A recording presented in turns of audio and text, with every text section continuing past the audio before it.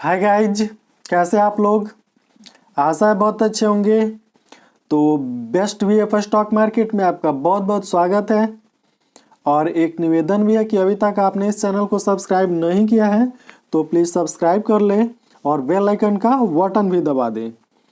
तो इस वीडियो में जिस कंपनी के एनालिसिस करने जा रहे हैं वो कंपनी रिन्यूएबल एनर्जी तैयार करती है और इसका अभी जो मार्केट कैप है बहुत ही छोटा है। यहाँ पर देख लीजिए, मार्केट कैप 33.6 करोड़ का है और जो करंट अभी प्राइस चल रहा है 29 रुपया चल रहा है। 92 का इसका जो हाई है 36 रुपया 80 पैसा है और जो लो है 10 रुपया 50 पैसा है। कंपनी का जो बुक वैल्यू है वो 7 रुपया है। डिविडेंड कंपनी नहीं देती है, जबकि आरओसी माइनस में देखने को मिल रहा है। वहीं आरओई भी माइनस में है, जबकि फेस वैल्यू 10 रुपया का है। ये कंपनी का चार्ट है। 35 का आंकड़ा टच करके नीचे आई है, फिर से अपर सर्किट का दौर चालू है। तो अब इसका क्वार्टरली रिजल्ट दिखा देते हैं। तो इसका जो क्वार्टरली रिजल्ट है यहाँ पर देखिए, सितंबर 2021 तक का रिजल्ट यहाँ पर शो किया जा रहा है। और इसमें देखिए ये जो सेल्स है देख लीजिए, ये रहा इसका सेल्स मार्च 2020 से सितंबर 2021 तक। अब यहाँ पर मार्च 2021 में इसका सेल्स कितना था, 2 करोड़ 44 लाख। जून 2021 में इसका सेल्स कितना था, 7 करोड़ 17 लाख। वहीं सितंबर 2021 में इसका सेल्स बढ़कर कितना हो गया, 12 करोड़ 43 लाख। यानी सेल्स में जबरदस्त तरीके से बढ़ोतरी होती जा रही है। वहीं ऑपरेटिंग प्रॉफिट की बात करें तो वो भी पिछले 3 क्वार्टर से लगातार बढ़ता जा रहा है और आने वाला जो समय है वो रिन्यूएबल एनर्जी का होने वाला है। तो बहुत ही छोटा स्टॉक, बहुत ही कम दामों पर खरीदारी का बेहतरीन मौका है। अब इसका नेट प्रॉफिट देखेंगे तो नेट प्रॉफिट पिछले 3 क्वार्टर से देखें तो वो भी बढ़ता ही जा रहा है। ये जो क्वार्टर घोषित हुआ है इसमें नेट प्रॉफिट कितना हुआ है कंपनी को, 60 लाख रुपया का। इसका जो ईपीएस है वो भी देख लीजिए बढ़ता ही जा रहा है पिछले 3 क्वार्टर से। तो बहुत ही बेहतरीन।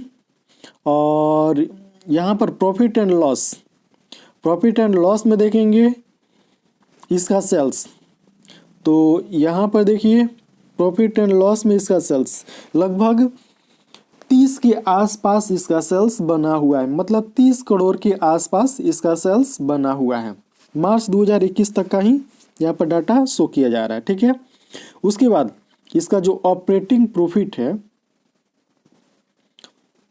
ऑपरेटिंग प्रॉफिट ये देख लीजिए, ऑपरेटिंग प्रॉफिट में खास मतलब गिरावट आई है, लेकिन ये मार्च 2021 के पहले का डाटा है। और इसका जो नेट प्रॉफिट है उसमें भी गिरावट देखने को मिल रही है यहाँ पर मार्च 2021 के पहले के डाटा में।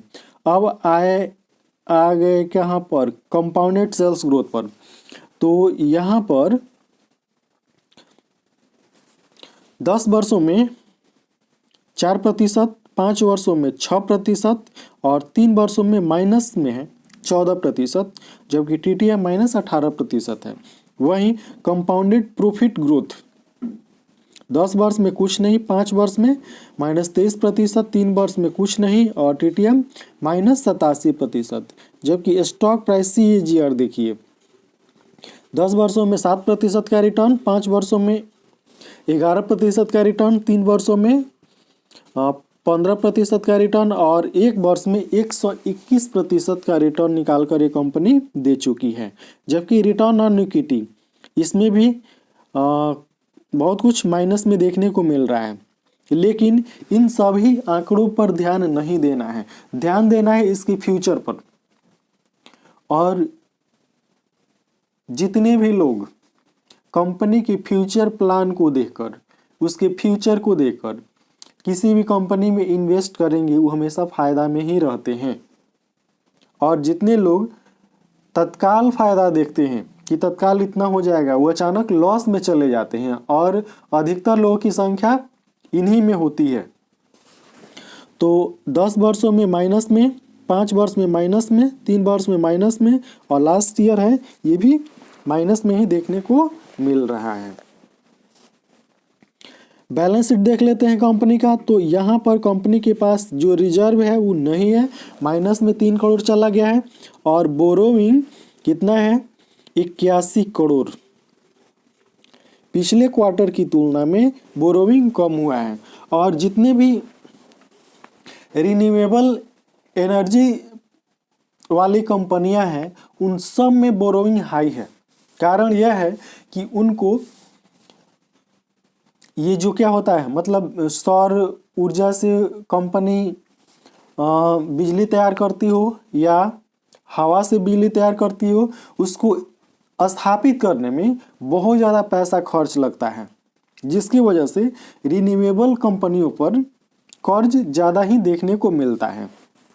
लेकिन सिर्फ स्थापित कर देने से, मतलब स्थापित करने में जितना खर्च लगता है बस वहीं तक मोटहन खर्च लगता है, जिसको कहते हैं मोटा मोटी खर्च। ठीक है, उसके बाद उसको सिर्फ देख रेख की ज़रूरत पड़ती है।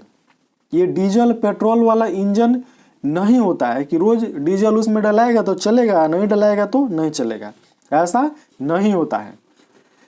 शुरुआत में स्थापित करने में जितना खर्च लगता है बस वो मोटा मोटी खर्च होता है। उसके बाद नाम मात्र का खर्च आता है उस पर, उसको ऑपरेट करने पर। तो यही वजह है, ठीक है, रिन्यूएबल कंपनियों पर कर्ज का। टोटल लायबिलिटी 106 करोड़ का है और जो टोटल एसेट है वो भी 106 करोड़ का है। उसके अलावा कंपनी इन्वेस्टमेंट भी की है 1 करोड़ का। पहले ज़्यादा था लेकिन इस क्वार्टर में क्या हो गया है, कम हो चुका है। कैश फ्लो की बात है तो मार्च 2021 के डाटा के अनुसार इसका जो नेट कैश फ्लो है वो 0 है। शेयर होल्डिंग पैटर्न, तो यहाँ पर है शेयर होल्डिंग पैटर्न। ठीक है, प्रोमोटर के पास कितनी होल्डिंग है, लगभग 75%। ये देख लीजिए 74.70, लगभग 75%। और पब्लिक के पास कितना है, 25.30%, यानी लगभग 25% ये पब्लिक के पास है होल्डिंग। तो होल्डिंग बहुत ही बेहतरीन। होल्डिंग की दृष्टि से देखिए तो प्रोमोटर अपना जमकर फर्ज निभा रहे हैं और कंपनी का नाम दिखा देते हैं। कंपनी का नाम है कर्मा एनर्जी लिमिटेड। यह कंपनी करती क्या है, तो रिन्यूएबल एनर्जी तैयार करती है। और किससे तैयार करती है, हवा से तैयार करती है। तो बहुत ही छोटा सा स्टॉक और बहुत ही बेहतरीन मौका है। आने वाले समय में यही स्टॉक जो 29 रुपया का दिख रहा है, ये 2900 भी जा सकता है। ये स्टॉक 2900 भी जा सकता है। और यही नहीं, जितने भी रिन्यूएबल क्षेत्र में काम करने वाली कंपनियां हैं सबका स्टॉक ऐसे ही भागेगा। तो यह वीडियो कैसा लगा, अगर अच्छा लगा हो तो लाइक कीजिए, जो भी आपके मन में सवाल है उसको कमेंट कीजिए। और अभी तक आपने इस चैनल को सब्सक्राइब नहीं किया है तो प्लीज़ सब्सक्राइब कर लीजिए।